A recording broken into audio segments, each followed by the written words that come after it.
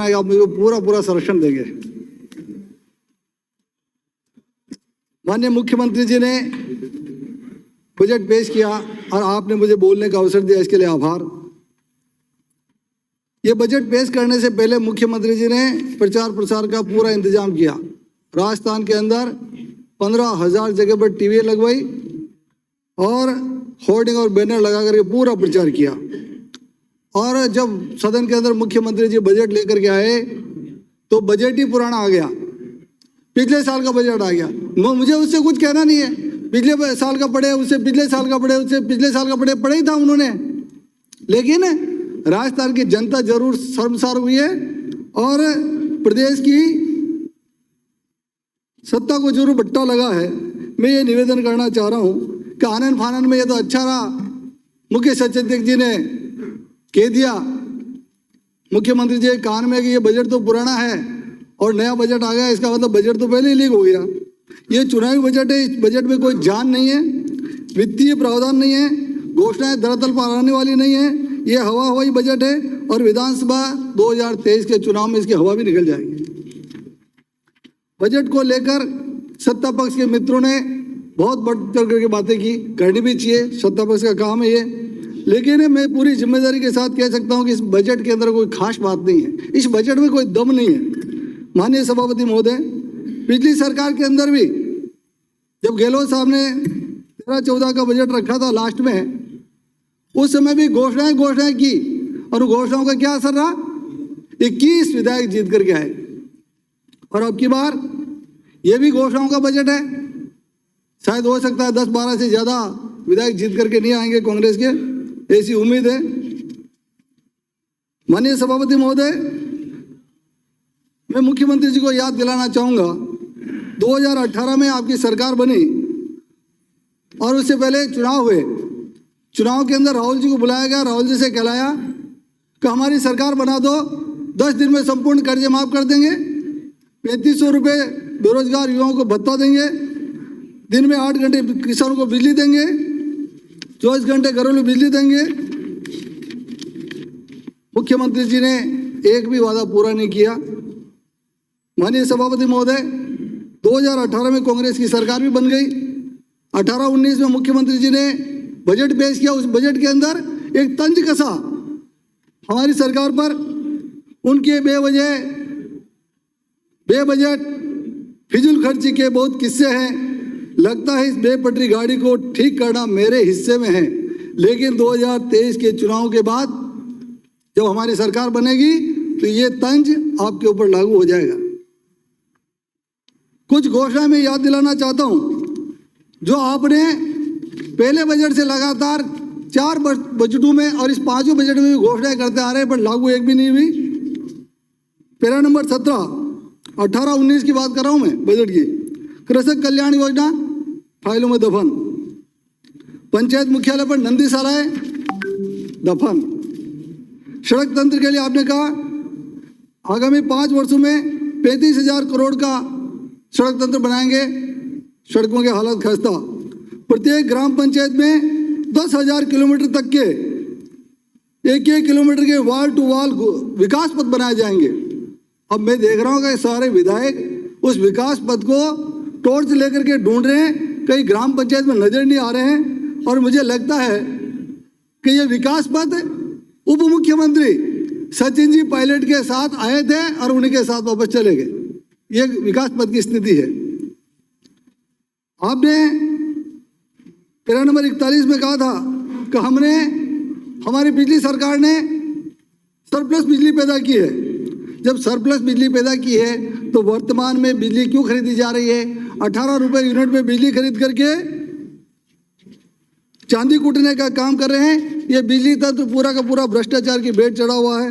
Para number 49 में कहा किसानों को सोलर पंप सेट कुसुम योजना लाएंगे, गायब हो गई योजना। पैरा नंबर 81 में कहा मुख्यमंत्री जी ने राजस्थान में एम्स एंड नीति बनाएंगे, लाने की बात कही। आपने कहा अवैध बजरी का कारोबार प्रदेश में बढ़ा है। आपने ये भी कहा भ्रष्टाचार की इस बहती हुई गंगा में ईमानदार लोग भी भ्रष्ट हुए हैं। ये गंगा किसने बही, ये जांच का विषय है। माननीय सभापति महोदय, मैं आपसे निवेदन करना चाहूँगा, वर्तमान स्थिति क्या है। वर्तमान सरकार भ्रष्टाचार की इस बजरी की बहती गंगा में स्नान भी कर रहे हैं, कपड़े भी धो रहे हैं और अपने रिश्तेदारों के कपड़े धोने का काम करे, ऐसा भ्रष्टाचार कर रखा है। पैरा नंबर 95 में कहा गली मोहल्लों में जनता क्लिनिक खोलेंगे। कहाँ गए जनता क्लिनिक? देखने को नहीं मिल रहे। पैरा नंबर 100 में कहा युवाओं को तंबाकू पान गुटखों से दूर रखने की कार्य योजना बनाएंगे। लेकिन मुझे लगता है वो योजना तो बनी नहीं गुटखों से दूर रखने की, लेकिन हर गली और मोहल्ले के अंदर अवैध रूप से शराब का कारोबार जरूर खोल दिया आपने पैरा नंबर 113 में लिखा भिक्षावृत्ति अधिनियम 2012 लाए, आपने लागू किया था। क्या शहरों के अंदर भिक्षावृत्ति खत्म हो गई? नहीं हुआ। आपने कहा था पैरा नंबर 124 में सर्वपल्लवी राधाकृष्णन विद्यालय सुदृढ़ीकरण करने की योजना लाएंगे, कुछ भी नहीं हुआ। प्रत्येक उपखंड मुख्यालय पर महाविद्यालय खोले जाएंगे, क्या खुल गए क्या? पैरा नंबर 33 में कहा युवा योजना फाइलों में दफन हो गई। 4 वर्ष की घोषणाएं अभी तक पूरी नहीं हुई है, तो 2023-24 की इस बजट की घोषणाएं कहां से पूरी होगी? इसमें वित्तीय प्रावधान नहीं है। माननीय सभापति महोदय, मैं कुछ मांगों के लिए आपसे आग्रह करना चाहूंगा, फिर वापस अपनी बात करूंगा।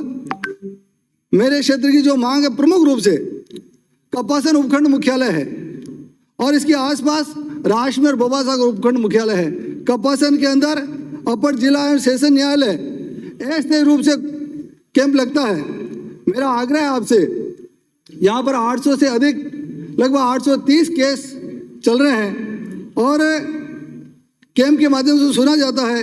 मैं आपसे निवेदन करूंगा इस एडीजे कोर्ट को स्थायी रूप से करने की घोषणा करें और आने वाले इस जो मुख्यमंत्री जी जवाब देंगे तब मैं सोचता हूँ कपासन के अंदर एडीजे कोर्ट की घोषणा करेंगे। ये मेरी प्रमुख मांग है। मातृकुंडिया बांध का पानी कपासन विधानसभा क्षेत्र के किसानों को मिले। बनास नदी से कपासन बांध, दमाणा बांध, भोबा सागर बांध, डिंडोली बांध को बढ़ने की फीडर को ठीक करवा करके पानी उपलब्ध कराया जाए। किसानों को 8 घंटे बिजली दी जाए। विद्यालयों में रिक्त अध्यापकों के पद भरे जाएं। कॉलेजों में रिक्त पदों को भरा जाए। पीएससी, सीएससी और आयुर्वेदिक चिकित्सालयों में डॉक्टरों और कंपाउंडर के पदों को भरा जाए। कृषक मित्र योजना में कृषक मित्रों को जो सैकड़ों की तादाद में हैं उनको स्थायी किया जाए। हाई कोर्ट ने भी ऐसे निर्देश दे रखे हैं। सीएचए संविदा कर्मी प्लेसमेंट एजेंसी विद्युत ठेका कर्मियों को स्थायी करें। आईसीएडीएस योजना में जिस दिन बजट बढ़ा गया उस दिन ही प्रखंड परियोजना सहायकों के पदों को विलोपित कर दिया। मेरा निवेदन है कि इन कर्मचारियों को वापस रेगुलर किया जाए। राजमी के अंदर आईएन ऑफिस जलदाय विभाग का खोला जाए। बांसवाड़ा में विद्युत विभाग का आईएन ऑफिस खोला जाए। महाविद्यालय सांवलिया जी और कपासन के अंदर रिक्त पदों को भरा जाए। समाप्त करें सर, अभी तो 3 ही मिनट हुए साहब। निवेदन है मेरा। ग्राम पंचायत अकोला, बांसवाड़ा, सांवलिया जी को नगर पालिका बनाया जाए। बनास नदी पर सांकली पुलिया बनाया जाए। हमीरगढ़ राजमी वाया मरवी सड़क को एमडीआर में घोषित करके पुनर्निर्माण कराया जाए। बांसवाड़ा राजमी रोलिया सड़क को मेगा हाईवे बनाई जाए। मिसिंग लिंक सड़कों के लिए मैं धन्यवाद देना चाहूंगा अभी मुख्यमंत्री जी को, लेकिन पिछली बार भी आपने कुछ गड़बड़ की थी, इस बार भी करने वाले हैं। इसलिए मैं निवेदन करना चाहूंगा, आपने 10 करोड़ रुपए सड़कें बनाने के लिए विधायकों को देने की बात कही है। मेरा निवेदन है कि 20 करोड़ किया जाए और विधायकों की अनुशंसा पर हो और जेजेएम योजना के तहत मेरे सभी गांवों को पानी दिया जाए। मैं निवेदन करना चाहूंगा आपसे कि आपकी सरकार ने सिर्फ और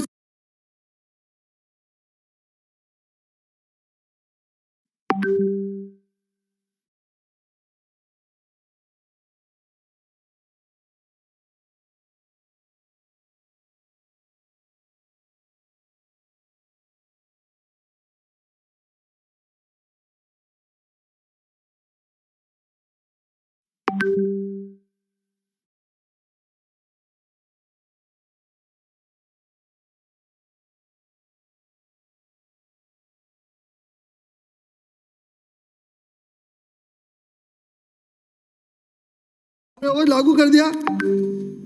वर्तमान सरकार के कुछ कारनामों पर झलक दिखाना चाहता हूं। आपकी सरकार ने क्या किया? धूल चेहरे पर लगी थी, आप आईना साफ करते रहे। ये आपकी स्थिति है। पेपर लीक माफिया सक्रिय हो गया। 17 बार पेपर लीक हुए। शराब माफिया, गली गली मोहल्लों में अवैध शराब की बिक्री हो रही है।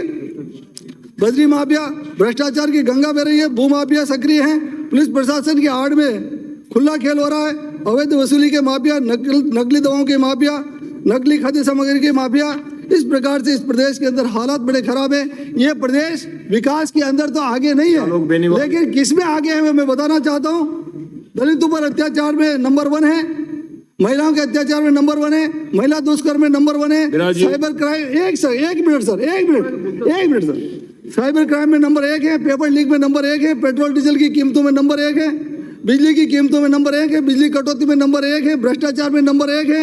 इस प्रकार से इस पूरे प्रदेश के अंदर चोरी, लूट, डकैती, हत्या, सभापति महोदय, आम बात हो गई है। पुलिस निष्क्रिय है। पुलिस से जो काम होना चाहिए, चोरों को और डकैतों को पकड़ना चाहिए, लेकिन इस पुलिस को रोड और चौराहे पर खड़ा करके हेलमेट और बेल्ट के नाम पर, बेल्ट नहीं है, हेलमेट नहीं है, उसे हजार रुपए वसूल किया जाता है। खुद की जेब भी भरी जाती है और सरकार के पास कुछ पैसा भी नहीं आता। मेरा हाथ जोड़ करके प्रार्थना है, इस प्रकार से खोटा काम पुलिस के द्वारा मत करो। आपने समय दिया इसके लिए बहुत बहुत धन्यवाद। जय हिंद, जय भारत। माननीय सभापति महोदय,